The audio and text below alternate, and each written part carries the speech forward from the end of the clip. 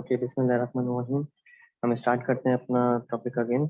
हम लोग पढ़ रहे थे कैपिटल एसेट, पढ़ रहे थे सेक्शन 37A और 37 के बारे में थोड़ा बहुत हम लोगों ने पढ़ा था, तो इसको हम कॉपी कर लेते हैं यहाँ से।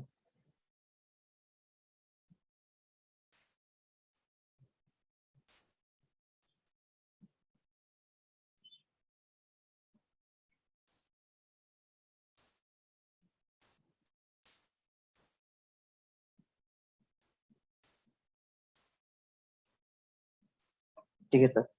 अब जो कैपिटल एसेट की हम लोगों ने डेफिनेशन पढ़ी थी, कैपिटल एसेट की हम डेफिनेशन पढ़ रहे थे, वो सेक्शन कौन सा था? वो सेक्शन हमारे पास था सेक्शन 5।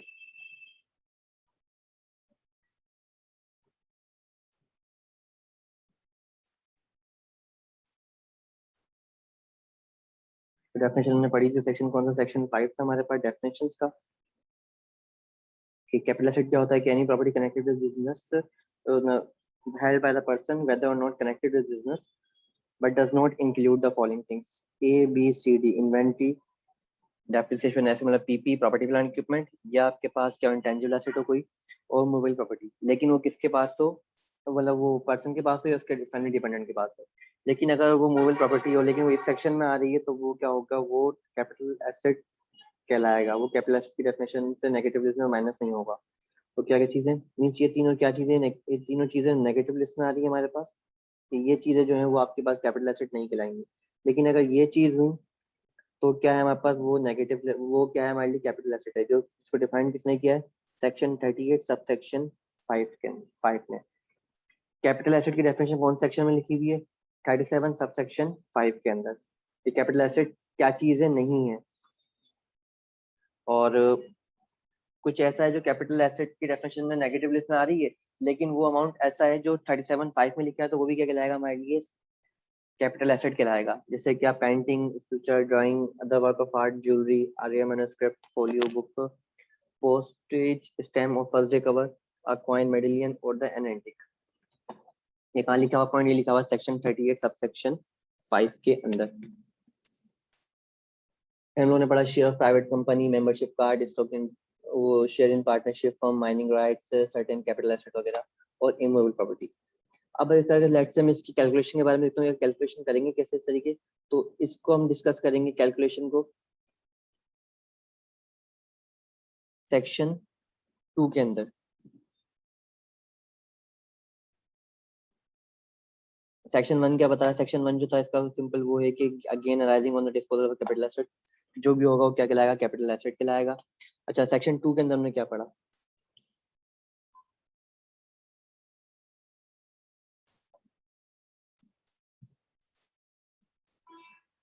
सेक्शन 2 में हमारे सेक्शन 2 में क्या कह रहा है? The gain of the disposal of capital asset shall be computed as follow: A minus B, where A is the consideration received on the disposal of asset and the B is the cost of asset. B is the cost of asset.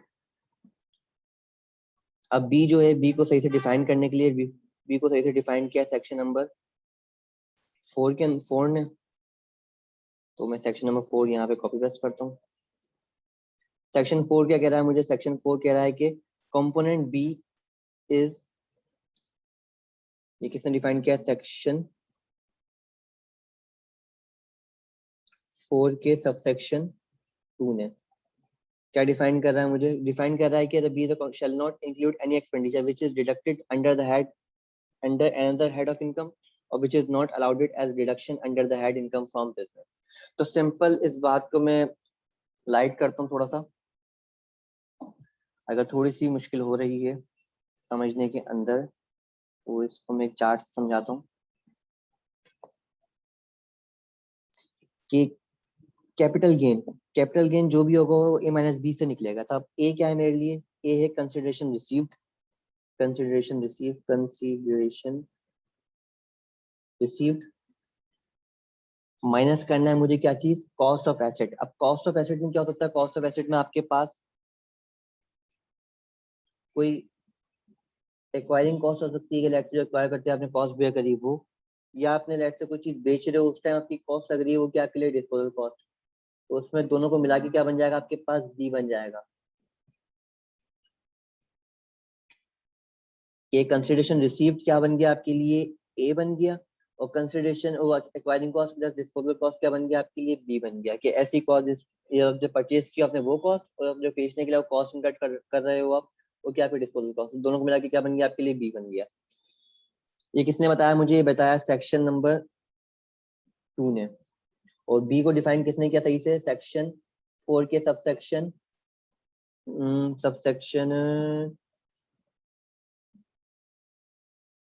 Sorry section 4 ने define किया वो क्या चीज, B को।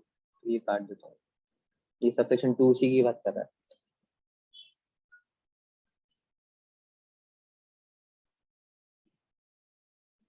एक second, ये section जो है सेक्शन 37 है, सबसेक्शन, ये सबसेक्शन 2 ने डिफाइन किया किसको, कैपिटल गेन को, और सबसेक्शन 4 ने डिफाइन किया किसको, बी को।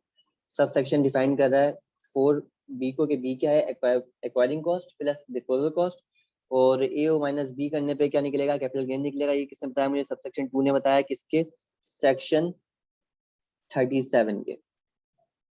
अब कंसिडरेशन रिसीव जो होगा वो क्या होगी, कंसिडरेशन रिसीव के बारे में थोड़ी सी बात कर लेते हैं कि consideration receive is higher of, higher of क्या, हायर ऑफ अमाउंट रिसीव्ड, जो अमाउंट रिसीव हुआ है, या let's say fair market value, fair market value. अब एक अमाउंट रिसीव हो रहा है और एक अमाउंट फेयर मार्केट वैल्यू है, तो दोनों में से क्या चीज लेंगे, जो हायर होगा वो अमाउंट लेंगे। अब फेयर मार्केट वैल्यू क्या, अगर लेट से फॉर एग्जांपल कोई नॉर्मल चीज है, कोई कैपिटल एसेट अगर लेट से नॉर्मल वाला आ रहा है, तो हम लोग क्या करेंगे, नॉर्मल फेयर मार्केट वैल्यू चल रही होगी, आराम से पता चल जाएगी। लेकिन अगर लेट से शेयर्स की बात करूं, अगर मैं शेयर्स की बात करूं, सिर्फ और सिर्फ शेयर्स की बात कर रहा हूँ, अगर शेयर्स किसके हों, लिस्टेड कंपनी के हों, अगर शेयर्स किसके हों, लिस्टेड कंपनी के हों, लिस्टेड कंपनी के शेयर्स होंगे, तो उसकी प्राइस हम कहाँ से निकालते हैं, उसकी प्राइस हम निकालते हैं स्टॉक एक्सचेंज से, स्टॉक एक्सचेंज से। लेकिन कौन सी वैल्यू, क्लोजिंग वैल्यू, ये पता चल जाएगी हमें। तो अगर लेट से मैं बात करता हूँ किसकी, अनलिस्टेड की, तो अनलिस्टेड की हम निकालते हैं किस तरीके से, उसकी बुक वैल्यू से, बुक वैल्यू से, बुक वैल्यू से मतलब फॉर एग्जांपल उसकी इक्विटी को डिवाइड कर दो, इक्विटी को डिवाइड कर दो किससे, नंबर ऑफ शेयर्स से। ये लेट्स से इक्विटी चल रही है आपकी कोई 1 लाख से, आपका शेयर एक है 10 रुपए का, तो आपके पास total book value, sorry 1 lakh की आपके पास इक्विटी है, आपके पास नंबर ऑफ शेयर्स कितने हैं, लेट से आपके नंबर ऑफ शेयर्स हैं 10,000, तो 4 जीरो से 4 जीरो कटे, तो आपका एक शेयर कितने का, आपका एक शेयर है 10 रुपए का, तो उसको आपकी क्या पता चलेगी, बुक वैल्यू पता चल जाएगी। तो कंसिडरेशन रिसीव क्या होगी, higher of amount receive, actual amount received, और फेयर मार्केट वैल्यू, जिसमें से हायर होगी। फेयर मार्केट वैल्यू का लेट से कोई शेयर्स वगैरह की बात कर रहे हैं, तो शेयर्स के लिए हम क्या लेंगे, लिस्टेड कंपनी होगा तो स्टॉक एक्सचेंज की क्लोजिंग वैल्यू, और अगर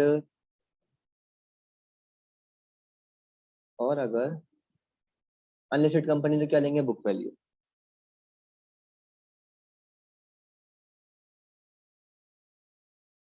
यहाँ तक बात मेरी क्लियर है।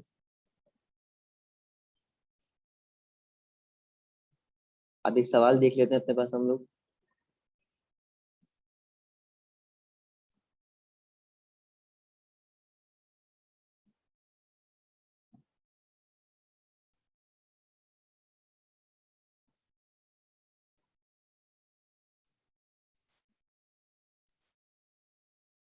लिखा हुआ है mister Ali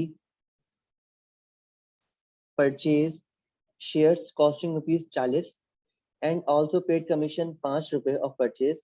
After few days, the share were sold for ₹120. Commission paid on sales amounting ₹2. Fine the paid to the government at a time of sales of 7. And Ali also incurred repair expense 14 to earn income under the head income from other sources. Calculate capital gain on disposal. मैं आपको 2 minute का time दे रहा हूँ, कोशिश करो कि आप निकाल सको। ये आपके पास ए और बी है सेक्शन सबसेक्शन 2 के जरिए, कि ए कंसिडरेशन रिसीव और acquiring cost plus disposal cost, तो कैपिटल गेन निकाल सकते हो आप।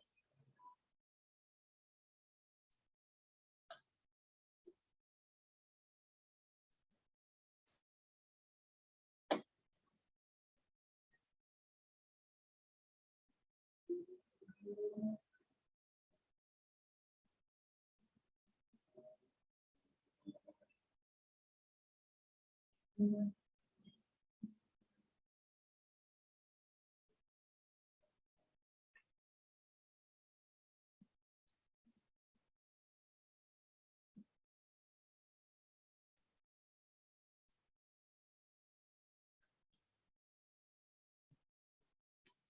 हम करते हैं। हमने क्या लिया पहले, क्या mister Ali purchase cost rupees costing 40, 40 को तो हम 100% लेंगे। फिर लिखा है also paid commission to purchase of, अगर शेयर परचेज किए तो इसको देने के लिए कमीशन भी लग रहा है, तो कमीशन कितना लगा आपका, 5 रुपये लगा, मीन्स आपकी कॉस्ट में एक ये पार्ट ऐड हो गया। फिर लिखा है after the few days the shares were sold 120 रुपए, तो 120 आपके लिए क्या है, सेलिंग प्राइस है, मीन्स ए आपके लिए क्या बना, ए आपके लिए बना 120 कंसिडरेशन रिसीव। बी क्या बन रहा है आपके लिए, बी आपके लिए 40 बन रहा है, प्लस 5 बन रहा है क्योंकि लाजमी एक्वायरिंग कॉस्ट थी। फिर हमने क्या बोला कि acquiring cost plus disposal cost, acquiring cost में दोनों चीजें ले ली मैंने। फिर लिखा हुआ है मिस्टर जो बी के लिए बोला है कि which is deducted shall not include any expenditure, कोई भी एक्सपेंडिचर इंक्लूड नहीं होगा, कौन सा जो डिडक्ट कर रहा हो under another head of income, और which is not allowed it as deduction under the any other head of business. तो ये जो अमाउंट आ रहा है हमारे पास, क्या चीज कि after the few days the shares are sold 120, ठीक है, कमीशन पेड ऑन सेल्स ₹2। तो जो आप 2 रुपए कमीशन पे कर रहे हो, ये भी किस पे लग रहा है, पे डिस्पोजल कॉस्ट है कि आप सेल करोगे तब कमीशन पे करना पड़ेगा, तो ये आपके लिए क्या कहलाएगी, डिस्पोजल कॉस्ट कहलाएगी। तो आपने क्या करा, 2 रुपए भी ऐड कर दिया। फिर लिखा हुआ fine paid to the government, ये डिस्पोजल कॉस्ट नहीं है हमारे लिए, 7 रुपए, तो इसको हम ऐड नहीं करेंगे। सो ठीक है, हमने सिर्फ 120 को मार्क कर लिया, तो इसको हम क्या करेंगे, इसको भी हम नहीं लेंगे। और कोई रिपेयर कॉस्ट वगैरह लग रही है तो उसको भी हम नहीं लेंगे। तो कितना हो गया हमारे पास टोटल, 40 प्लस 5 प्लस 2, ये हो गया हमारे पास 47। तो अगर मैं a माइनस बी करता हूँ, तो 120 माइनस 47, तो ये आ गया मेरे पास 73। ये क्या हो गया मेरे लिए, गेन हो गया। यहाँ तक बात क्लियर है।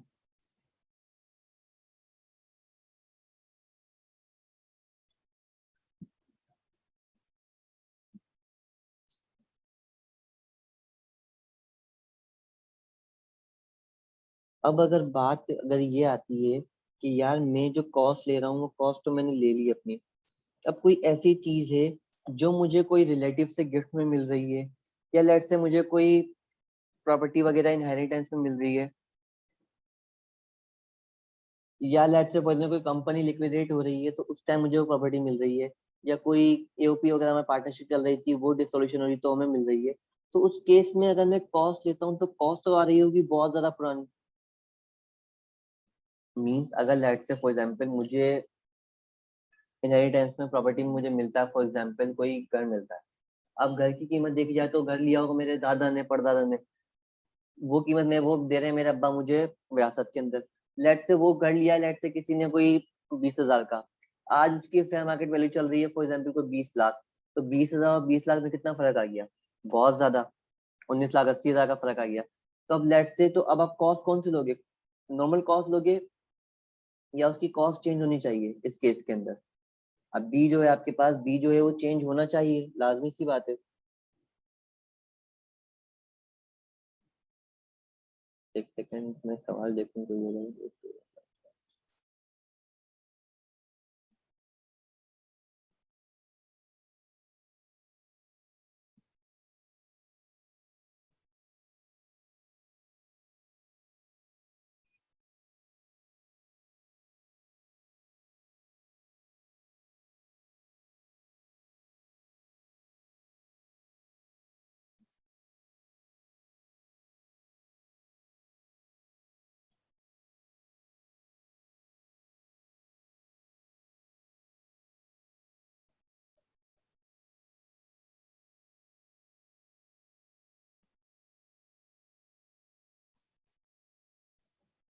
ध्यान बेस्ट किया मैंने। अच्छा, इसमें क्या बोला था, capital asset become the property of the person, अगर बंदे की किसी की प्रॉपर्टी बन जाए, परचेज नहीं की थी उसने अभी, पहले की परचेज हुई है, कहाँ से मिल रही है आपको, वो मिल रही है under a gift relate from a relative, जो सेक्शन 85 के सबसेक्शन सेक्शन 85 के सेक्शन 5 में डिफाइन किया गिफ्ट क्या होता है, और बिगेस्ट और विल के जरिए, या सक्सेशन ऑफ इनहेरिटेंस और डिवोशन में, या distribution of asset on dissolution of AOP, AOP के डिसोल्यूशन पे मिल रही है आपको, खत्म होने पे मिल रही है, या लिक्विडेशन ऑफ कंपनी के ऊपर मिल रही है। तो the fair market value of the asset on that day it's transfer और the acquisition shall be treated the cost of the asset, cost of the asset. जिस साल पे जिस टाइम पे आप क्या कर रहे हो, चीज मिल रही है, ये चार बातें जो लिखी हुई हैं, इन पे आपको मिल रही है, तो आपकी कॉस्ट वो नहीं होगी आपने एक्वायर की थी।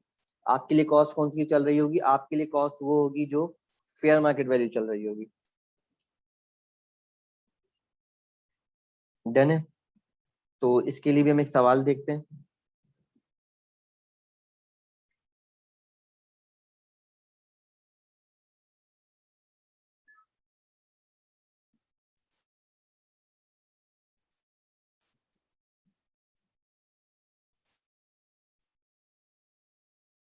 अब अगर चाहो तो मुझे आप बता सकते हो कि mister Umar jewellery receive jewellery as a gift from his father. कहाँ से मिल रही है, उसके फादर ने गिफ्ट करी है। तो मीन सेक्शन 4A के अंदर ये आ रही है हमारे पास कि सेक्शन 4 ने बताया कि यार ये चीजें जो इन पे कौन सी चीज लगेगी, इन पे कॉस्ट को इनको 4A में डिफाइन किया गया कि फेयर मार्केट वैल्यू को कंसीडर करेंगे इज इक्वल टू इसके कॉस्ट के, जो उस टाइम चल रही है on date day, on date day. ठीक है। तो हमने पढ़ रहे हैं यहाँ पे क्या चीज, मिस्टर उमर ने क्या करा, रिसीव करी jewellery as a gift from his father. Jewellery was purchase by his father for rupees 10,000 रुपए। उसके अब्बा ने परचेज की कितने की, 10,000 रुपए की। कब परचेज की हमें नहीं पता, लेकिन value of jewellery at the time of transfer rupees 12,000 रुपए। Mister Umar sold jewellery rupees 15,000 रुपए आफ्टर 2 मंथ्स। जब उसको मिली उसके 15 महीने, उसके 2 महीने बाद उसने क्या कर दी, बेच दी। कैपिटल गेन बताओ क्या आएगा। तो इस केस में आप वही ले रहे होगे, क्या चीज, ए माइनस बी। ए क्या है आपके लिए, ए तो वो अमाउंट जितना आपने बेचा है, तो ए क्या हो गया आपके लिए, 15,000 रुपए।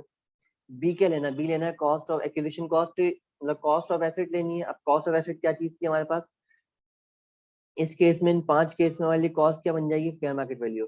तो हम क्या ये लेंगे, क्या उसके अब्बा ने कितने की परचेज की, 10,000 की। हम 10,000 रुपए नहीं लेंगे, हम लेंगे कितना, 12,000 रुपए। तो माइनस करेंगे 12,000 रुपए, तो गेन क्या आ जाएगा आपके पास, 3,000 रुपए। तो इससे हुआ कि अगर गेन कम होगा तो अब ये टैक्स पेयर के लिए फायदा है कि इसको कम चीजें क्या करनी पड़ेंगी, टैक्स करनी पड़ेंगी, कम अमाउंट टैक्सेबल होगा उसका। यहाँ तक बात क्लियर है मेरी।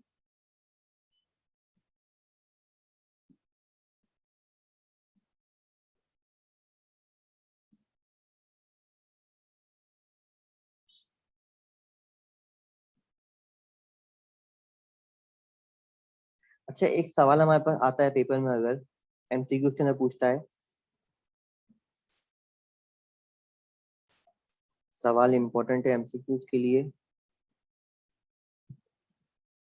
वो आपको देता है कि how cost of the capital asset is is determined in various cases. तो कौन सा लेंगे हम लोग बताएंगे उसको कि भाई 37 सबसेक्शन 4 प्लस, मतलब या तो 37 का सबसेक्शन 4A, जो है डिफाइन कर रहा है कि कॉस्ट क्या होगी, कॉस्ट क्या होगी। कौन डिफाइन कर रहा है, 37 का सेक्शन 37 का सबसेक्शन 4 और 4A, जो हमने इसको ऊपर बात करी। 4 ने बताया मुझे, 4A ने बताया, और मुझे 4 ने बताया। 4 का लिख दिया मैंने, ये रहा 4, जिसने बताया मुझे। ठीक है, कि आपके लिए कॉस्ट कौन सी होगी। तो ये एमसीक्यूज का पॉइंट है, इसको एमसीक्यूज के नाम से लिख लो यहाँ पे।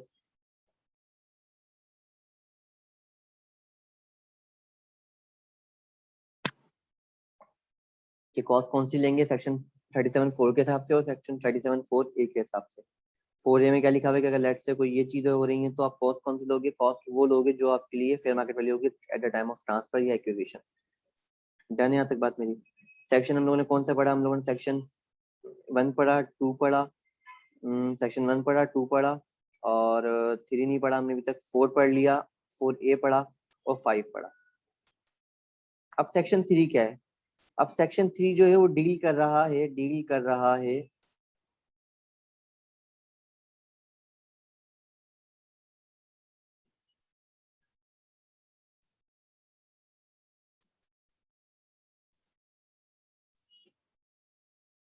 सेक्शन डील कर रहा है कि where the holding period of a capital asset is more than 1 year.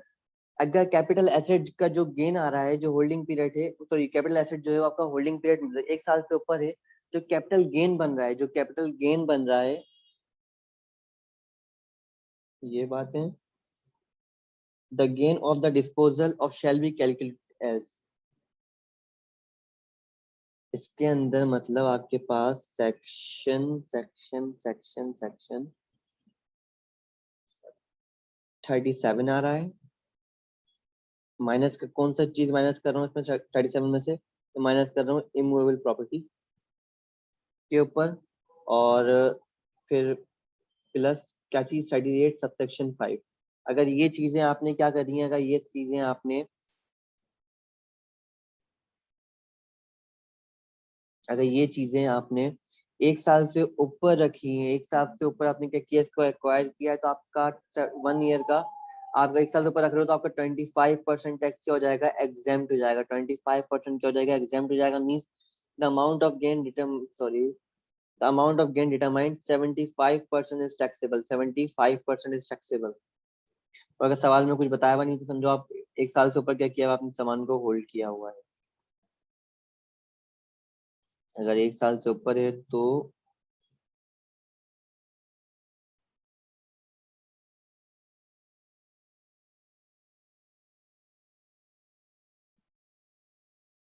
आप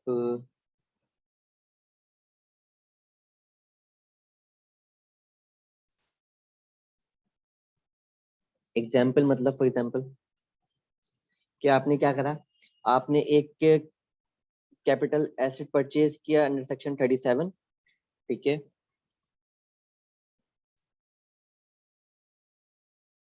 आपने परचेज किया, इसको परचेज किया जुलाई 1 जुलाई 2000 1 जुलाई 2018 के अंदर, रुपीज 1000। और आपने इसको सेल किया है, आपने इसको सेल किया है कब, 1 सितंबर 2019 के अंदर, रुपीज 15,000। अब आप देखा जाए तो यार इसका होल्डिंग पीरियड क्या हो गया, 1 साल से ऊपर हो चुका है। 1 साल से ऊपर होल्ड किया है मैंने, तो टैक्सेबल कैसे लगेगा, मेरे लिए ये ए बना, माइनस बी, अमाउंट कितना है मेरे पास, 500। 500 देखोगे कितना, अब सॉरी 500 आया आपके पास, क्या आपके लिए टैक्सेबल कितना होगा, होल्डिंग पीरियड आपका 1 साल से ऊपर है तो मल्टीप्लाई कर दो, तो कितने से आप 75% से, तो मीन्स 375 क्या होगा, टैक्सेबल होगा। 375 क्या होगा, टैक्सेबल होगा सिर्फ और सिर्फ। बाकी 25% क्या हो चुका है, एग्जाम्प्ट हो चुका है। तो 75% टैक्सेबल, 75% इज टैक्सेबल। ये बात किसने बताई मुझे, सेक्शन नंबर 3 ने बताई, सेक्शन नंबर 3 ने बताई।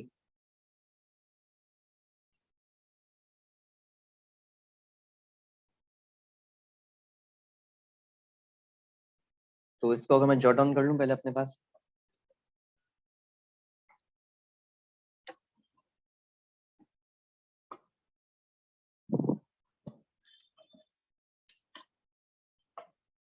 थर्टी सेवन पढ़ना स्टार्ट किया हम लोगों ने, कैपिटल गेन्स के बारे में डिस्कस किया था इसने मुझे। तो सेक्शन 37 के अंदर हम लोगों ने सेक्शन सब सेक्शन पढ़े काफी।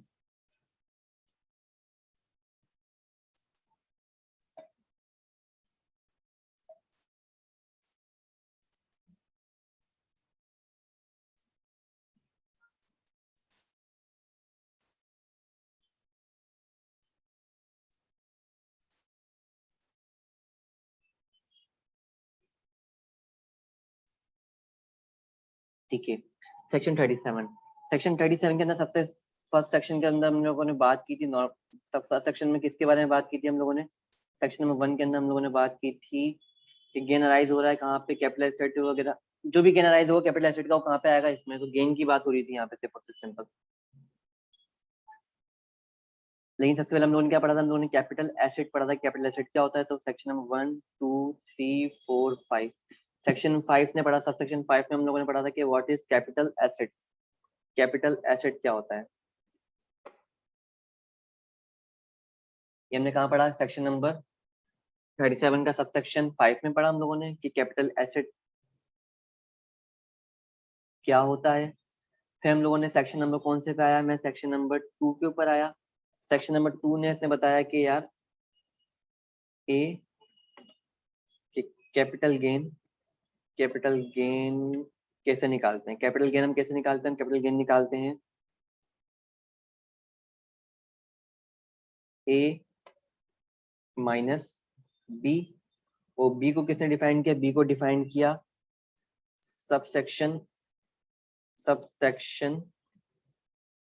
4 ने। तो सबसेक्शन 4 जो आ रहा है हमारे पास, सबसेक्शन 4 लिखते हैं यहाँ पे हम।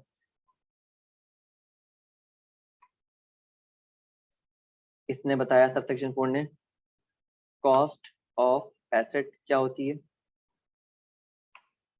और इसी के साथ साथ एक सेक्शन हम लोगों ने वो पढ़ा था सेक्शन 4A। सेक्शन 4A ने हमें बताया कि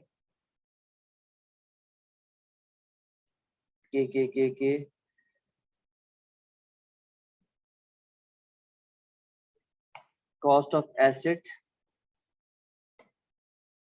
is fair market value at the date of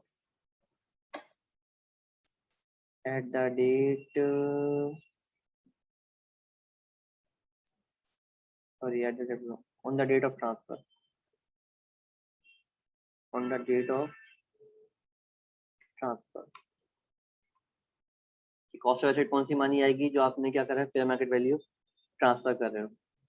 उस दिन की कॉस्ट जो है ना, वो जो fair market value cost of asset क्या कहलाएगी, जो फेयर मार्केट वैल्यू होगी जो on the date of transfer. ये किसने बताया, 4A ने बताया मुझे, वो चीजें वगैरह हम लोग पढ़ चुके हैं ऑलरेडी।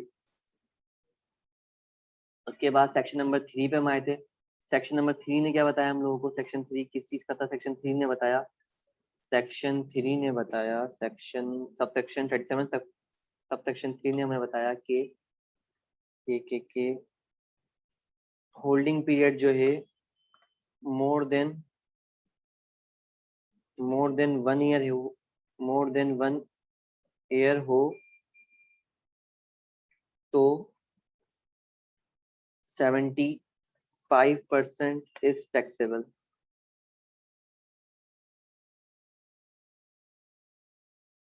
या 25% क्या होगा, एग्जाम्प्ट हो जाएगा। ठीक है, क्लियर बात है। लेकिन ये किस केसेस में बात की इसने, इसने बात की सिर्फ और सिर्फ 37 मैं एक्सक्लूड कर देता हूँ, मैं एक्सक्लूड करता हूँ क्या चीज, 37 से माइनस कर दो क्या चीज, immovable property bracket, sorry bracket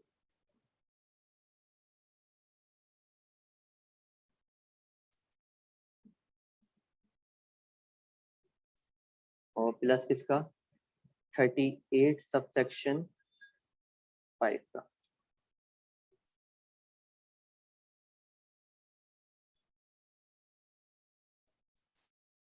तो 38 के ऊपर सेक्शन में 38 सबसेक्शन 5 के हमारे पास, सबसेक्शन 5 जो है वो मूवेबल एसेट है।